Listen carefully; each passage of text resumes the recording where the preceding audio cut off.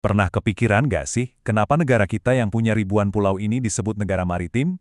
Nah, jawabannya itu ada di sejarah yang bakal kita selami bareng-bareng hari ini. Kisah tentang kerajaan-kerajaan Hindu-Buddha kuno yang menjadikan Nusantara sebagai penguasa lautan. Yah, ini pertanyaan yang kelihatannya simpel, tapi penting banget. Dengan lebih dari 17.000 pulau, kenapa identitas kita justru maritim? Jawabannya, ternyata bukan ada di zaman sekarang, tapi terukir jauh di masa lalu, dalam sejarah para leluhur kita yang gagah berani di lautan. Coba deh kita lihat posisi kita di peta dunia. Kita ini ada persis di persimpangan jalan dunia loh, diapit Samudra Pasifik dan Hindia, juga benua Asia dan Australia. Posisi ini bukan kebetulan, ini takdir geografis yang menjadikan laut sebagai jalan raya, bukan tembok penghalang. Oke, jadi apa sih sebetulnya arti maritim itu? Kata ini asalnya dari bahasa Latin, mare, yang artinya ya laut. Jadi intinya ini adalah semua hal yang berhubungan sama pelayaran, perdagangan, dan kehidupan di lautan. Inilah DNA yang akan kita telusuri hari ini.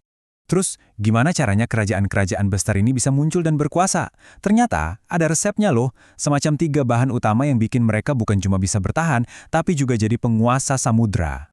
Pertama, jelas lokasi yang super strategis. Perairan Nusantara ini kan relatif tenang, dan jadi jantungnya jalur dagang dunia. Kedua, sumber daya alamnya yang melimpah, terutama rempah-rempah, yang jadi magnet buat pedagang dari India, Tiongkok, dan mana-mana. Dan yang ketiga, ini dia kuncinya, yaitu pengetahuan. Kemampuan bikin kapal-kapal canggih, ilmu perbintangan buat navigasi. Kombinasi 3 hal inilah yang melahirkan kekuatan maritim sejati. Oke, sekarang kita masuk ke bagian intinya nih. 3 raksasa penguasa lautan Nusantara.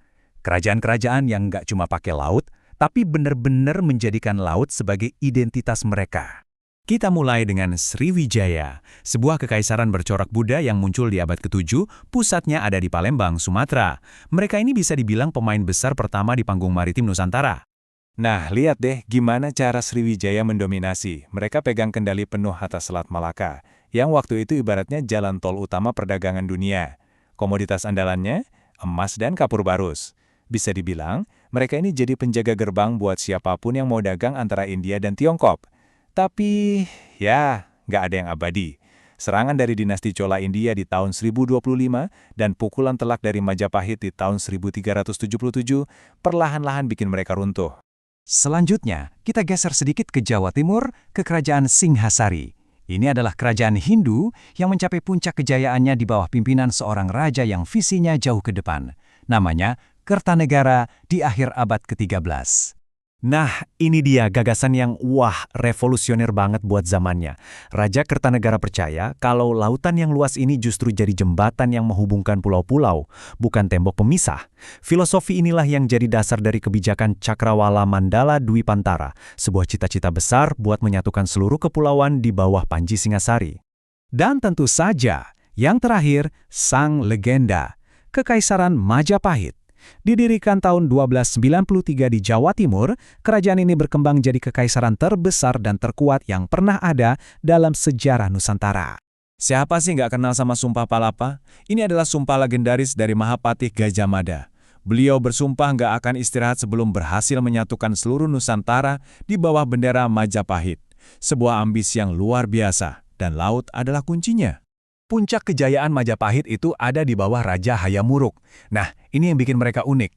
Meskipun basis ekonomi mereka adalah pertanian dengan hasil beras yang melimpah ruah, mereka pintar banget memanfaatkannya.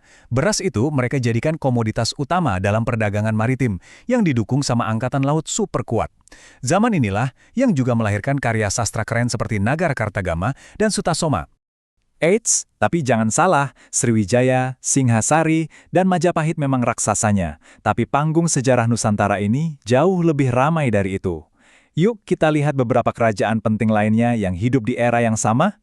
Penting nih buat dicatat, walaupun banyak kerajaan lain yang juga makmur, fokus utama mereka itu seringnya di pertanian. Mereka punya aspek maritim tapi nggak sampai di tulang punggung utama kayak 3 raksasa yang tadi kita bahas. Yuk kita lihat sekilas beberapa di antaranya. Jauh di Kalimantan Timur ada Kutai, kerajaan Hindu paling tua yang kita tahu. Di Jawa Barat ada Tarumanegara yang dipimpin Purnawarman. Dan di Jawa Tengah ada Kalingga yang dipimpin oleh Ratu Shima, seorang ratu yang terkenal luar biasa adil dan tegas. Ngomong-ngomong soal Ratu Shima, ada satu cerita legendaris nih. Katanya, beliau pernah sengaja meletakkan kantong emas di tengah jalan buat ngetes kejujuran rakyatnya. Sampai suatu saat, ada anggota keluarganya sendiri yang nggak sengaja menyentuh kantong itu dengan kakinya, dan sang ratu tanpa ragu memerintahkan agar kakinya dipotong. Ini menunjukkan betapa hukum ditegakkan tanpa pandang bulu di masanya. Ya, seperti semua cerita, setiap era pasti ada akhirnya.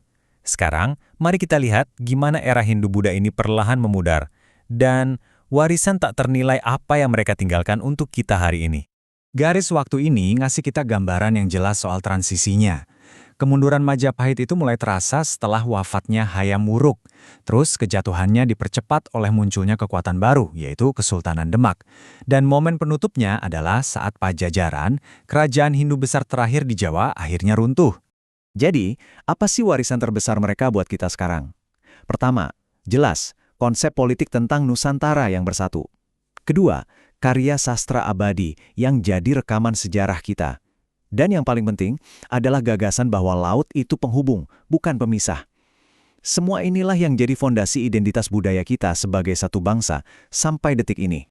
Dan ini membawa kita kembali ke masa kini. Pertanyaannya adalah, gimana warisan maritim yang usianya udah 1000 tahun ini membentuk tantangan dan peluang buat Indonesia modern? Gimana kita, sebagai pewaris Sriwijaya dan Majapahit, bisa memanfaatkan kembali takdir laut kita? Itu pertanyaan buat kita renungan bersama.